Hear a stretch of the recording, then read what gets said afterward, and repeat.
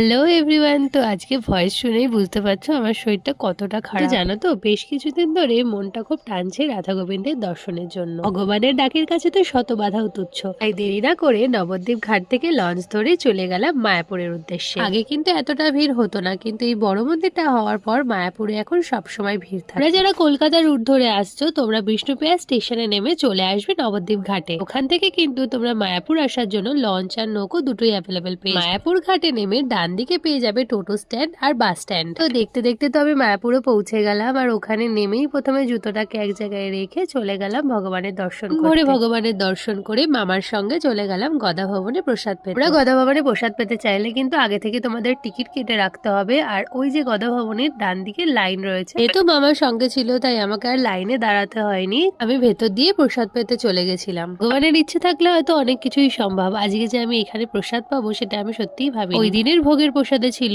অন্ন, রুটি, বাঁধাকপি, ডাল, বেগুনি, তরকারি আর পায়েস। এত সুস্বাদু প্রসাদ খাওয়ার পর আমি চলে গেছিলাম পাশের একটা মার্কেট, আর ওখানে গিয়ে দেখলাম হলুদ ফুলকপি রয়েছে। 2-3 ঘন্টা ওখানে সুন্দরভাবে কাটিয়ে আমি কিন্তু বাড়ির উদ্দেশ্যে রওনা হয়ে গেলাম। ঘাট থেকে কিন্তু আমি আবারও লঞ্চের টিকিট কেটে নিয়েছিলাম, আর এই হলো সেই জলঙ্গি আর ভাগীরথীর মিলনস্থল, যেটা দেখার জন্য বাইরে বাইরে থেকে অনেক লোকজন এসে থাকে। আর ঘাটে নেমে তো আমি একটা ডাব নিয়ে নিয়েছিলাম, যেহেতু আমার শরীরটা খুব খারাপ লাগছিল। তো আজকে পর্যন্ত এইটুকুই। ভিডিও ভালো লাগলে অবশ্যই লাইক, শেয়ার, সাবস্ক্রাইব করে দিও, আর কমেন্টে জানিও ভিডিওটা তোমাদের কেমন লাগলো। দেখা হচ্ছে পরের ভিডিওতে। বাই।